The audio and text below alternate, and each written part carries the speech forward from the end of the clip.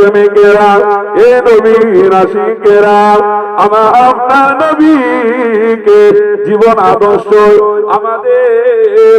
আমাদের রান্নাঘর থেকে সংসদ ভবন, এমন করে আমাদের সংসার জীবন থেকে রাষ্ট্র জীবনে কোন জায়গাতে আমার আপনার হাবিবুল্লাহকে বাদ দিলে হবে না। আরে বাদ দেবেন না। আমার আপনার নবীকে জীবন থেকে বাদ দেবেন না। কিয়ামতের ময়দানে, মাহশরের ময়দানে যখন আপনার যে বিবির জন্য এত মেহনত কষ্ট করেছে, বিবির একটা কথাও অমান্য করেননি, সেই বিবি কিয়ামতের ময়দানে আপনাকে চিনবে না, আপনার সন্তান, আপনার ছেলে আপনাকে চিনবে না, আপনার মেয়ে আপনাকে চিনবে না, বাপ হিসেবে পরিচয় দেবে না। এমন করে ভাই আপনার চিনবে না, বোন আপনার চিনবে না। সেই কঠিন সময়ে আমার আপনার জন্য হাবিবুল্লাহ আল্লাহর দরবারে সিজদা করবে, শুধু একটাই কথা, উম্মতি উম্মতি। হযরতে আনাস বিন মালিক রাদিয়াল্লাহু তাআলা আনহু, হযরতে আনাস বিন মালিক রাদিয়াল্লাহু তাআলা আনহু, তিনি আল্লাহ নবীর কাছে এসে বললেন, ইয়া রাসূলুল্লাহ, ইয়া হাবিবাল্লাহ, হুজুর কিয়ামতের কথা মনে পড়লে বড় ভয় লাগে। কার ভয় লাগে? কার ভয় লাগে? হযরতে আনাস বিন মালিক রাদিয়াল্লাহু তাআলা। তিনি কে? সাহাবা হুজুর। সাহাবা হুজুর, তার মর্যাদা কতটা? হযরত কাদের জিলানী নাম শুনেছেন? পীরদের সর্দার। পীরদের মধ্যে পীরদের যে হেড জায়গায় বসে আছে তার নাম কি? হযরতে গাউসুল আজম বড় পীর আব্দুল কাদের জিলানী রাহমাতুল্লাহ আলাইহি। তেনাকে জিজ্ঞাসা করা হচ্ছে, হুজুর সাহাবা হুজুরদের মর্যাদা কতটা? সাহাবা হুজুরদের মর্যাদা কতটা? আপনার নজরে সাহাবা হুজুরের মর্যাদা কতটা?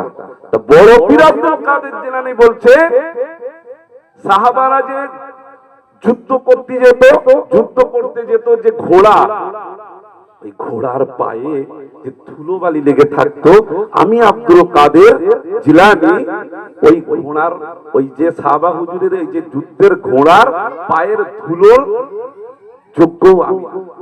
জোরে বলেন না সাহাবার মর্যাদা। তাহলে কিয়ামতের জন্য ভয় করছে কে? সাহাবারা। সেই সাহাবা এত মর্যাদা সম্পন্ন, যারা ইন্তেকাল করলেই জান্নাত। তো যাদের জান্নাতের কোনো টেনশন, জাহান্নামের কোনো ভয় আছে? জান্নাতে যাওয়ার জন্য কোনো টেনশন আছে? সাহাবারা এত মর্যাদা সম্পন্ন, তিনি ভয় পাচ্ছেন কিয়ামতের ময়দানে।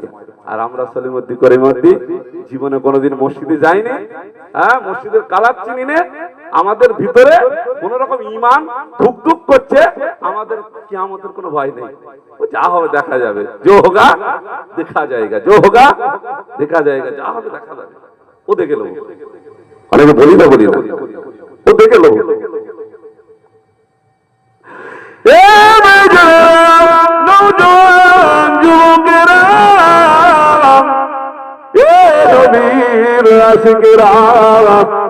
নবীর প্রেমিকেরা, হযরতে আনাস বিন মালিক রাদিয়াল্লাহু তাআলা আনহু বলেন, ইয়া রাসূলুল্লাহ, ইয়া হাবিবাল্লাহ, হুজুর কিয়ামতের জন্য বড় ভয় লাগে। কিয়ামতের কথা মনে পড়লে মনে বড় ভয় লাগে। ইয়া রাসূলুল্লাহ, ইয়া হাবিবাল্লাহ, কিয়ামতের ময়দানে সেই কঠিন সময়ে, সেই ভয়াবহ দিনেতে কে আমাদের জন্য, আমাদের জন্য কে সুপারিশ করবে? হযরতে আনাস বিন মালিক রাদিয়াল্লাহু আনহু জিজ্ঞেস করছেন, হুজুর আমাদের জন্য কি আল্লাহর দরবারে সুপারিশ করবে? কে শাফায়াত করবে?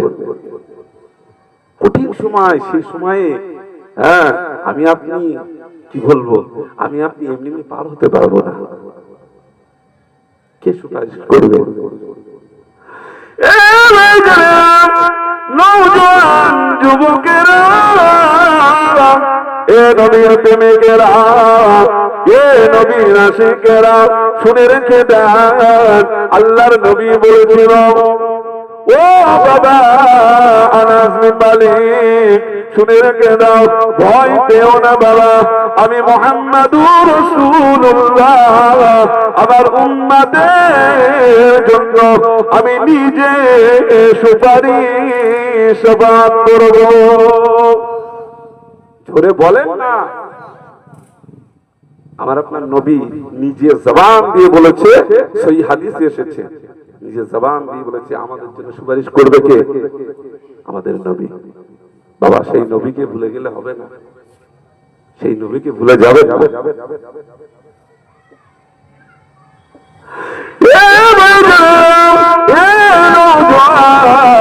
যুবকেরা, এ নবীর প্রেমিকেরা, হযরতে আনাস বিন মালিক আবার জিজ্ঞাসা করলেন, কিয়ামতে লক্ষ লক্ষ কোটি কোটি মানুষের ভিতরে হুজুর ইয়া রাসূলুল্লাহ, ইয়া হাবিবাল্লাহ, বিআদবি নেবেন না, ইয়া রাসূলুল্লাহ, ইয়া হাবিবাল্লাহ, কিয়ামতের সেই লক্ষ লক্ষ কোটি কোটি মানুষের ভিতরে আমি আনাস আপনাকে কিভাবে কোথায় খুঁজে পাবো?